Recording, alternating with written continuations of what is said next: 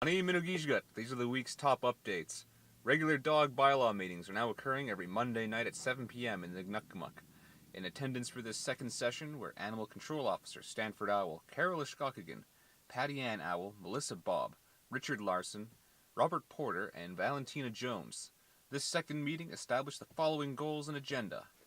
And basically asked the CVO again to make some concessions around their policy and their registration to allow Sagamok to have a mobile clinic here in the community.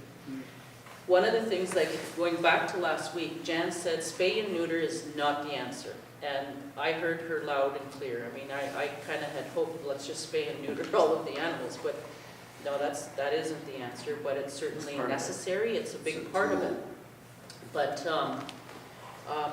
that is out of our control in terms of the fact that those spay and neuter services are not accessible to our people, nor are they affordable. And so that's the argument that we're trying to put forward to the CVO in this particular letter, is to say, can you please make some concessions or exceptions within that rule to allow Sagamok to have a mobile clinic.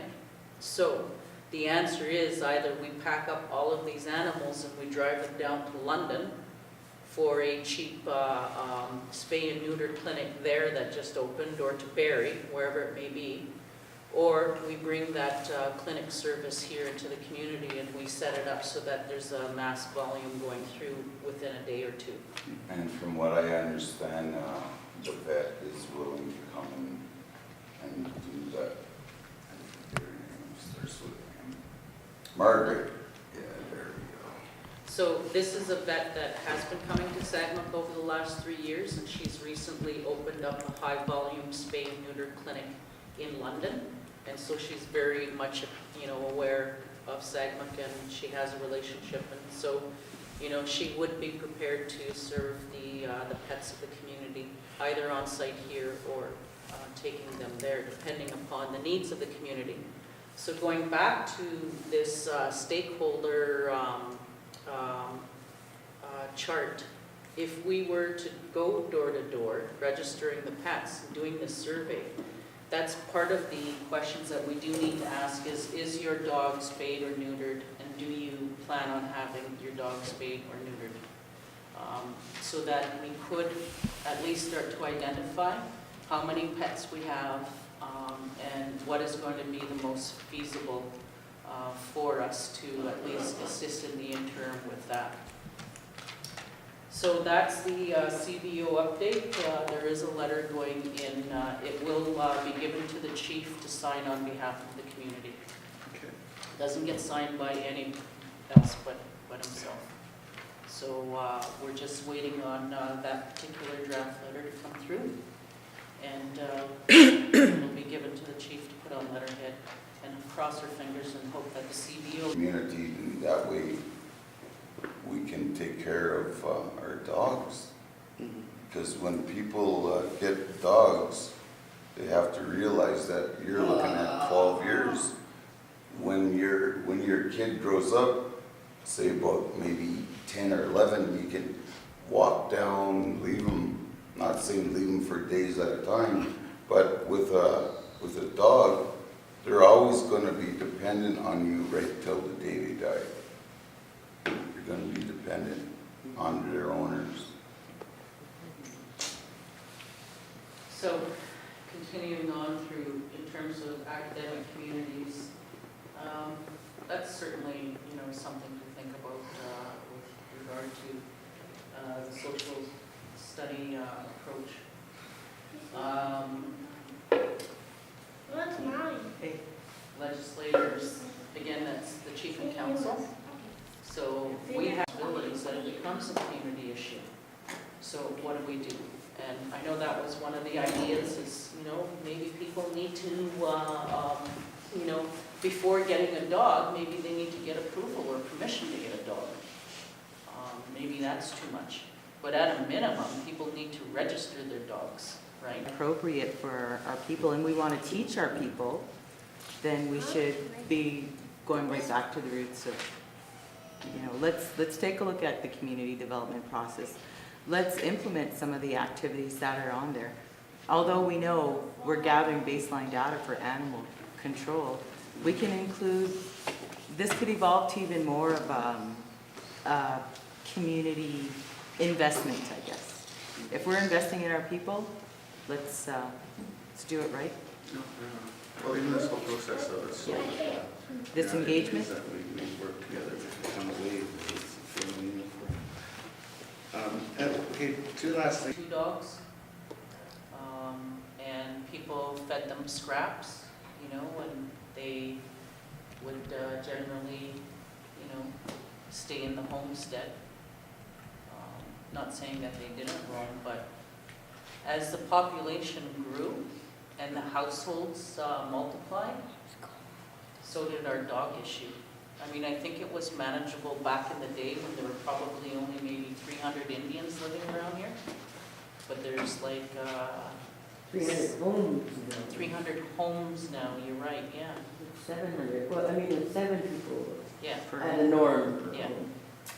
Yeah, so our population explosion in the community and our housing numbers that have gone up has also doubled with dogs, pet ownership.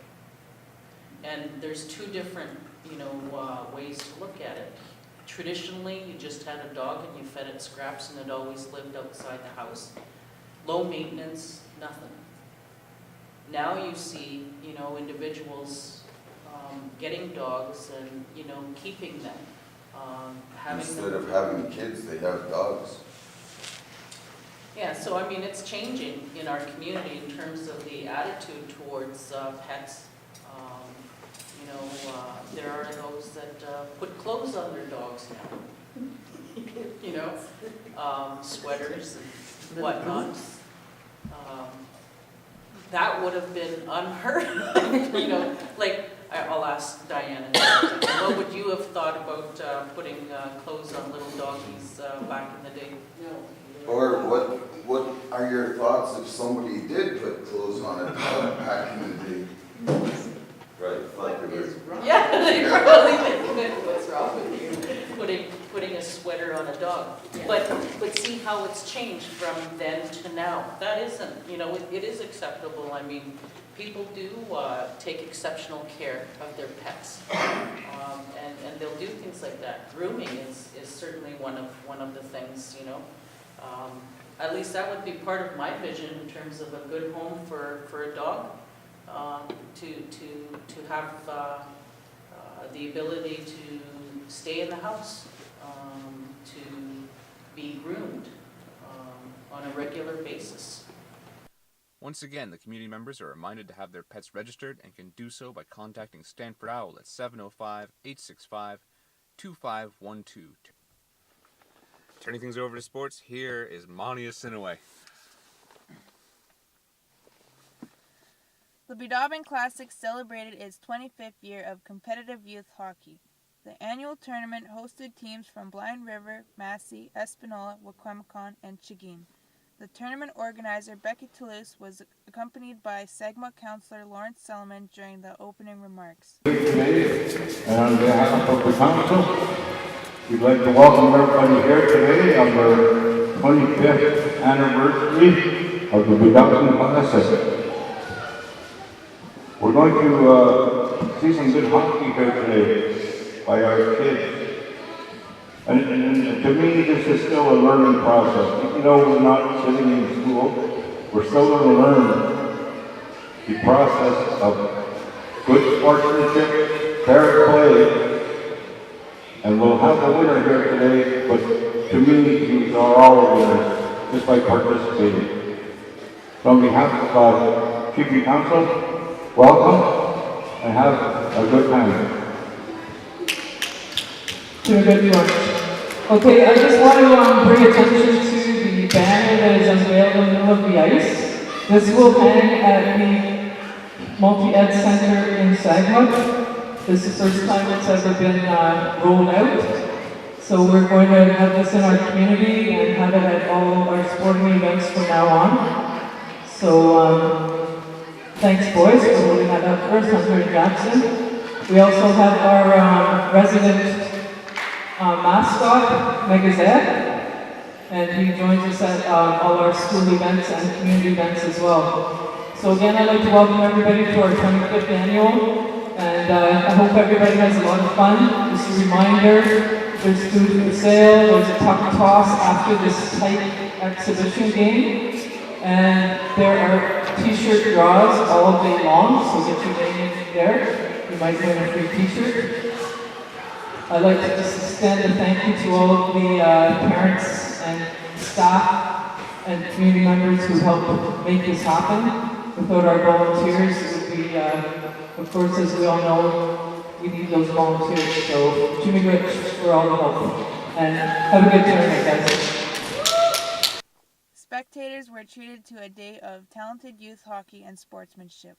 The following teams skated away with the division championships. C Championship, St. Mary's Blind River. B Championship, Wikwemicon. And the coveted A Championship was won by Chigeen in a contested match against tournament host Biidaaban Kinomagegamic. February 22nd, participants from Sagamok Mapping and Land Use Study were invited to a celebration ceremony. At the ceremony, participants were presented a map made up from the data they provided, highlighting their use of resources and game throughout Sagamok's traditional territory. The study, however, is about much more than just establishing land use. Again, Chimigwech for coming out. I especially want to acknowledge our friends, our relatives, our Nitawas from Benny, and Chimigwech Ibashai to make the trek to the land. I think this is going to be a good start to also creating stronger relationships with our community members in those areas.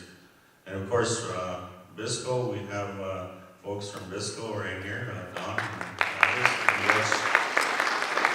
And I really want to say Miigwech for those families, the grandmothers, grandfathers, for occupying those lands and resisting Ontario and the federal government when they tried to push us off those lands. And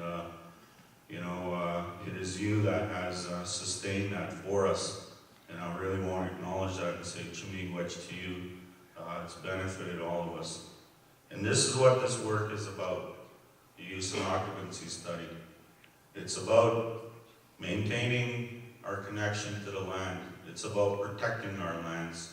It's about leaving a legacy for our youth so they can continue to enjoy the things that we do on the land and to guarantee those things. It is also about pushing back on industry and government, because eventually we're going to have to say, Gaimongda, we cannot support any more of your mining developments. We cannot support any more resource development, because at some point in time, it is our youth, our young people that are going to have to basically draw the line in the sand at some point in time. And we certainly don't want to create a situation where we're putting our people in harm's way. This is what this work's about. This is about the battles that we have without having bloodshed, without having to occupy. This is about showing government. We've done some professional quality work that can stand up in any courtroom, and that's what this work's about. Where did it originate from? It originated from something we call the Sagamok Land Rights Research Project. There's 5 components there, and I'm trying to remember them now. I know I've talked about those 5 components quite a bit. Of course, the use and occupancy study. We also had to undertake documentary research, going to government archives, Hudson's Bay archives, church archives, anywhere there our documents might be stored. We also need to undertake oral history research. really hopeful that the council will support the beginning of that work sometime this summer. So what this means is that we're going to start interviewing elders, people that are knowledgeable about the areas, what they've been told in the past, how things occurred at treaty time, what happened there, what was the understanding. So all of that information will be forever recorded. Again, for our use, for the use of our future generations and protecting what is ours. We may also have to undertake archaeological research, but we're not quite there yet. This is something that may be necessary at some point, but we're not quite there yet. The Land Use and Occupancy Study is an integral part of Sagamok's future Land Code Development Plan. This research, which documents the overall land use of a person's lifetime, is a vital documentation that Sagamok's traditional practices are not bygone methods lost to history. If you are involved in the Land Use and Occupancy Study and have not picked up your map, contact Rhea Sinaway at 705-865-2421 or visit her office at the upper floor of the Multi-Education Center, 9 a.m. to 4:30 p.m.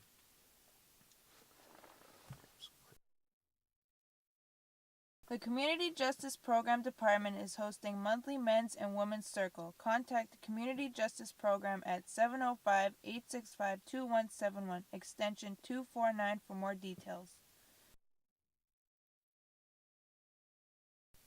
Sagamok Miners Soccer Team is seeking coaches, no experience necessary. Applicants must be 12 years or older. Contact Laura McMeekin Clark at 705-865-2171.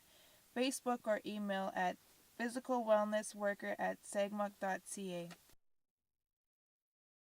This is the second posting of the Tiganagan program hosted by cultural resource worker Leroy Bennett. Minimum 5 participants are required for this unique program wherein a traditional Anishinaabe cradle board is constructed. Contact Leroy Bennett or Dennis Trudeau for more information at 705-865-2171.